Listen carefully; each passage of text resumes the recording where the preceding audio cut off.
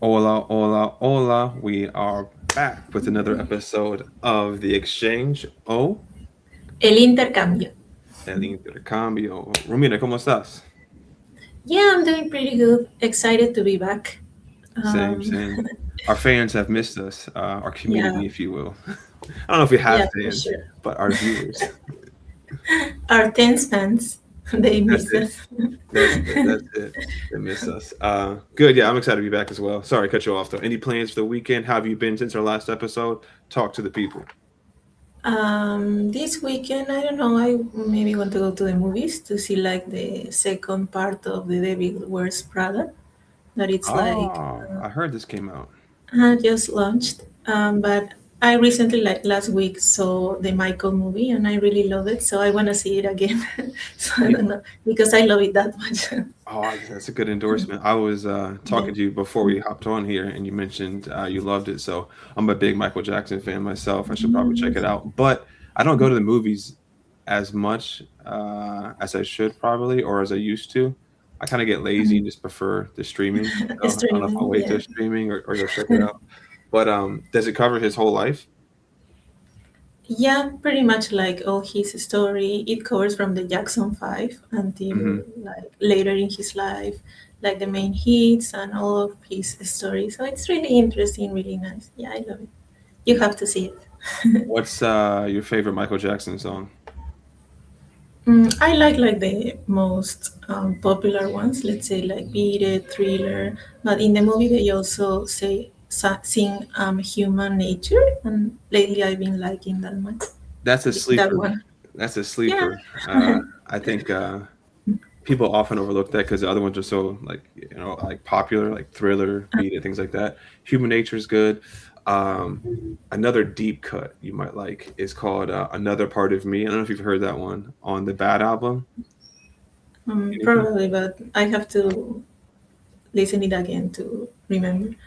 You're close to making me play it for you on the stream here, but anyway, that's another one to look at. A deep cut that kind of reminded me, probably less popular Mm, than Human Nature, but good. Yeah, mm. I'll have to check it out. Also, I was going to ask you something else about Michael. Michael.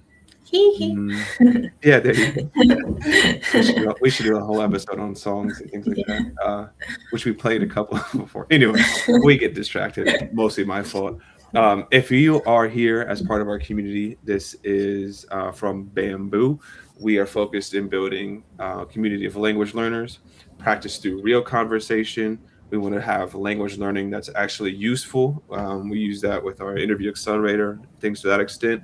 But this is just an extension of our mission where we want to provide valuable learning about other cultures and valuable language learning. And you get to practice listening in live conversation through an exchange of cultures. And so that's why we're here today. We're happy to be back. And we're looking forward to what your thoughts are on this episode. We wanted to provide you something special. It might be a little bit basic in the sense that you use these phrases every single day, but we want to make it actually useful to you and something that you could take with you today in practice. And it all kind of started from my experience at the food truck yesterday. I, as you guys know, I'm learning Spanish. We have some Spanish episodes, some bilingual episodes. Um, and sometimes when I order, I like to say, okay, me gustaría dos tacos, por favor. And that's a conditional tense where it's like, I would like two tacos. For me, that sounds a little bit more polite than, a direct question or direct demand. When I was first learning Spanish way back in the day, I would say "Puedo tener dos tacos," and I was telling Romina that's like the most Yeah, gringo Spanish you too ever heard. green. I would, or am I able to have two tacos? Mm, Which translates directly from English, but it's not like it sounds weird to the mhm. local ear. Yes. And so I switched to conditional, but I heard somebody say "Me das dos tacos, por favor," and that translates directly, give me two tacos. I said please, which is a little bit nicer. However, I wanted to check with Ramina and see how that sounds to you as a native speaker. Is that too direct or is that sufficient? And then we could talk about how that would translate to English to see how you could ask for um, things at a restaurant or things in general in a way that's respectful, but you sound like a native.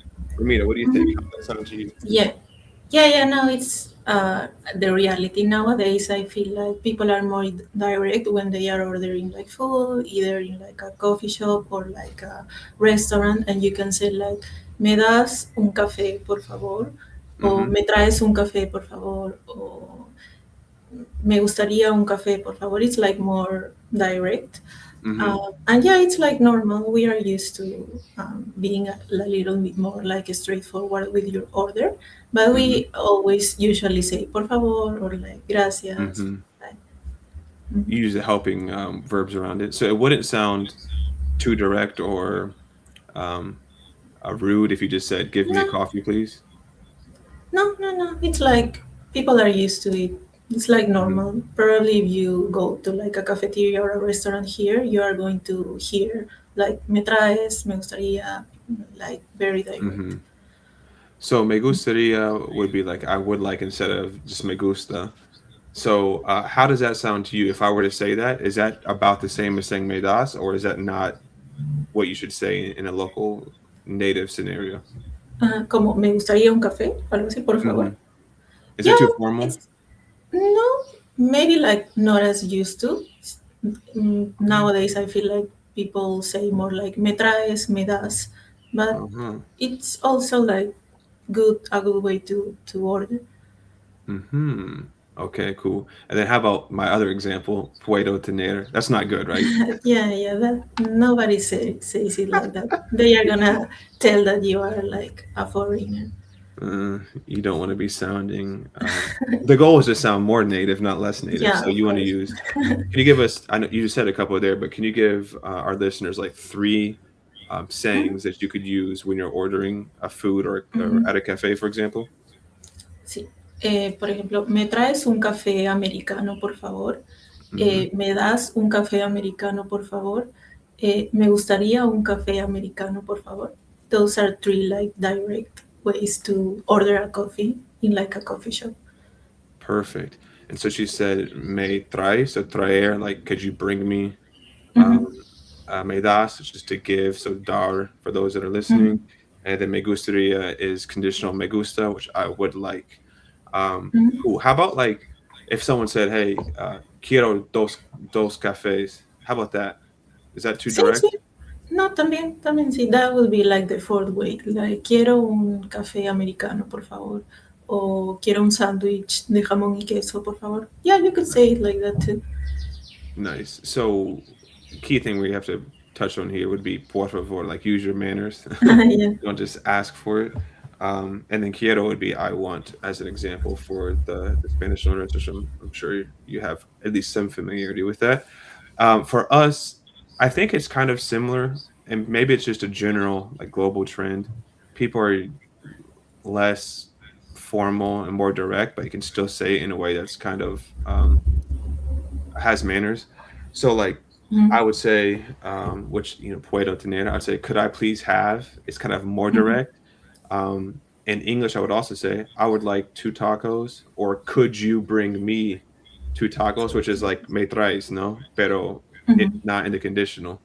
Um, some people here do say, which is not like the most, um, it's not, it doesn't have the best manners. People would say, and I'm going to kind of get in my character here. Shout out to the Michael movie. They'd be looking at their phone like, "Wow, da, da." They're like, "Yeah, let me have uh two Mm-hmm. tacos," and like, "No, please, just let me have," or like they'll be like, Mm-hmm. "Yeah, give me two tacos to go," you know. And so like Mm-hmm. you could say, "Let me have" or "Give me," but you can say it in a way much more tone that would be a way that, in my opinion, is a little bit more disrespectful. Does that make sense?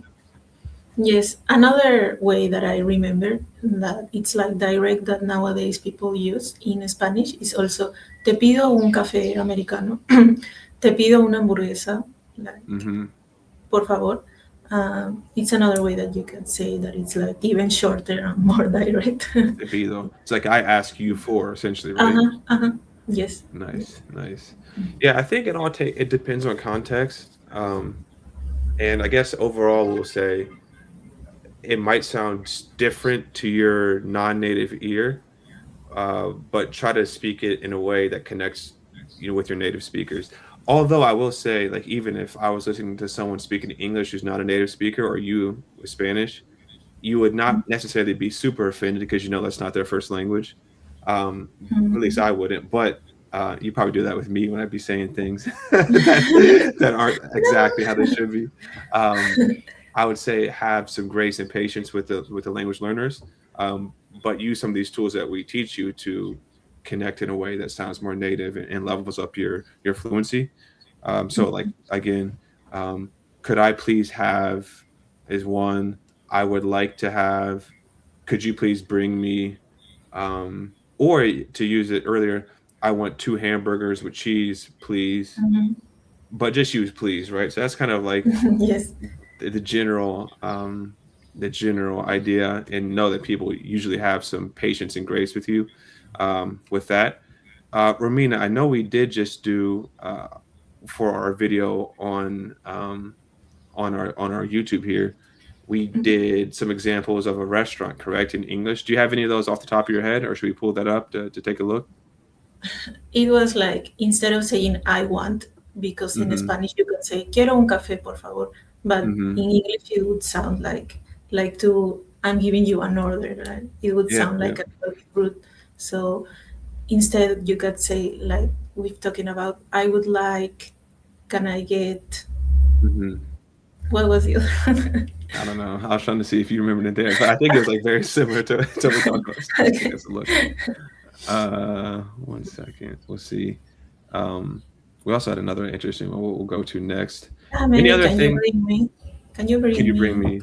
me? Hmm. Another good thing, by the way, Ramina has our channel popping. Remember, we passed 1400. We're at like 1434 and more. So shout out to the community for enjoying our stuff. You might have noticed a couple of different changes with our strategy and what we're trying to connect with. Talk about it a little bit later. But thanks to the community, and shout out to Ramina for dropping fire content all the time. Let's take a look for this short real quick for the folks. Mm, yeah, 1 sec. Give me 2 seconds.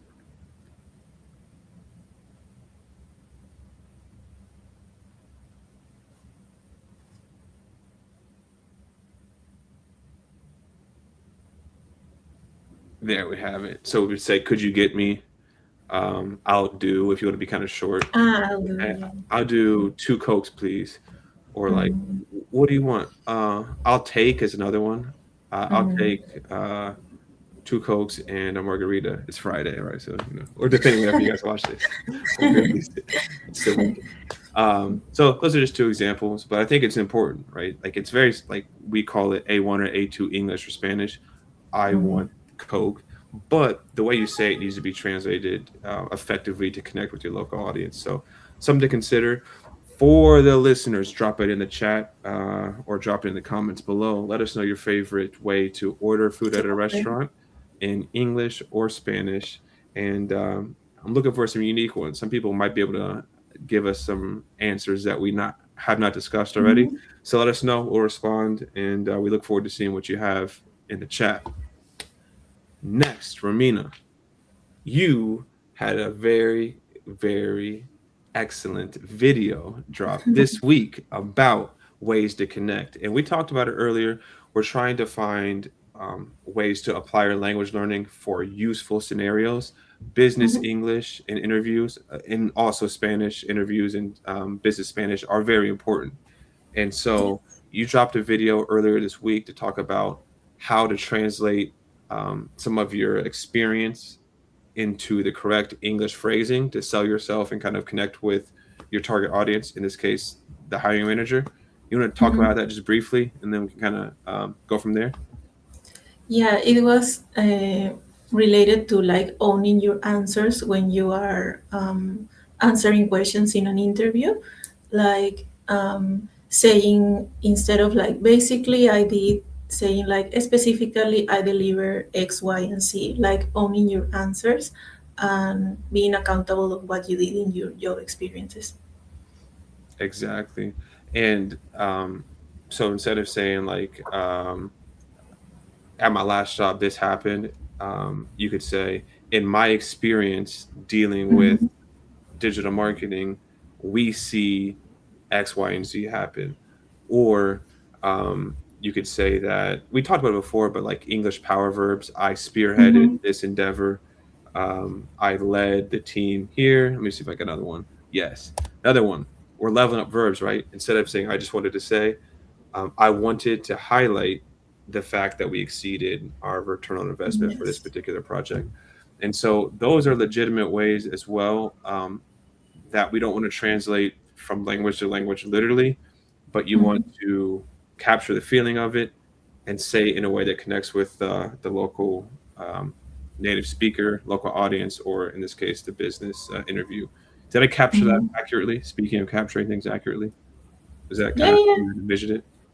yeah. It's yeah. You said it correctly. It's like about owning your answers, and also if we relate it to past videos, using power verbs. Like instead of saying, I don't know, I did content creation. Like I own the content creation process from end to end for this brand. There you go. Yeah, and that signifies a couple of things. One, mastery of the language. Um, and it's really just a small verb, right? I owned Mm-hmm. versus we did, right? The collective. Uh-huh. Also, you could do some connecting words like um, while the team worked really hard, while Mm-hmm. while the team worked really hard. In fact, I was the person who led this, right? You kind of like Mm-hmm. I would Connect the say, two ideas. yeah, connect them, and also kind of contradicting a little bit while this happened, but I that. did that. Hmm. It shows mastery. That's just two words, but you just kind of the synthesis of the sentence sounds a bit better, and you project more confidence in that way, and also translates culturally to where you're talking. We Mhm. have a couple different series that we've dropped recently with the idea to apply language learning in a useful setting. You know, our team has the background in not only language learning, professional experience, and HR experience, and so we've kind of combined to provide a way to really apply that to add value to our learners, oftentimes for free. So take a look. But we've discussed things like elevator pitch. How do you sell yourself using the words that Romina is mentioning? How do you handle some of those difficult behavioral questions you see in interviews? Question. Hmm. How do you culturally translate in a business setting, which is kind of what we just talked about. So take a look at that. Those are super interesting. And it kind of goes along the lines of what we talked about at the beginning of the episode. Not necessarily the highest level, C1 um, vocabulary, but using it in the right way would level up your English or your Spanish in a way that helps you achieve that fluency and the confidence that you're looking for to portray in interviews. So that's kind of what I wanted to say in regards to that after we looked at a couple different live examples, and you heard me using some poor Spanish with the Puedo tener earlier, and many, many more. You probably even heard live on this show. So yeah, there's a grace there. But Romino, did I miss anything? I wanted to show the clip about the calculator, but anything before that that you wanted to add? Now, just to highlight what you said, we are doing like two powerful series for leveling up your English and the interview playbook, Hmm. 5 episodes each. So you should follow us to get all of these free tips that are going to be really useful for your next interviews. Definitely, definitely. Yeah, that's our goal. Provide value to the community, provide language learning in a useful context. We think Mhm. interviews is something that our community has been asking for, something we've seen Yes. have great success so far. And so we're providing that as well. Take a look at the series. I think they will be beneficial. They're short, they're bite sized, and they're useful. Take 4 or 5 phrases and Yes. use it at the next time you go to the food truck or the cafe, right, Ramina? For sure. And if you want to know where you are for your interview, take a look at this. We dropped a free calculator that'll show you where you're at, what you might need to improve on, and it'll get you started on the path of continuous development there. So take a look at this. Are you actually ready for an English job interview? We built a free test to show you exactly where you stand. Interview skills assessed across key areas, recruiters measure. Personalized gap analysis and recommendations. Framework used by our coaching team. English interview diagnostic. Stop guessing, start knowing. Stop guessing, start Start knowing. knowing. Free, less than 2 minutes to complete. It'll tell you what you need to do. We have a team of experts here, live feedback, HR, language, anything you want, come holler at us. So take a look there, take a look at our series, and we appreciate you joining in again. We always have live weekly free conversation classes within our app. Um, we're going to be doing more live streams and a couple more series relating to kind of what we mentioned. If you have a request, let's say you're Let traveling, us know. some travel videos, let us know. Mhm. Let's say you want to level up for a Spanish job interview, let us know. We always want to hear what the community has to offer. But yeah, Romina, talk to us one more time. I know you have something to say maybe about Instagram. I think I forget. What do you got for us? Yeah, like follow us on Instagram, also subscribe on YouTube for this series and for useful content regarding like job interviews, your career, but also everyday English for real life. So yeah, follow us there. You got it. Real people, real live conversations, cultural exchange. I don't think you can beat it. Can you beat it, Romina? I can't beat it. Can you? You can't beat it, just like Michael Jackson. Just I know you actually, I was not a Yeah. musician, but that works well. You can't beat it. That's my favorite song. I gotta send you the one after this, so I'll take a look at it after. But we appreciate you guys joining. Muchas gracias como siempre. Y Romina, nos vemos pronto. Yes, see you in the next episode. Bye, take care. See you.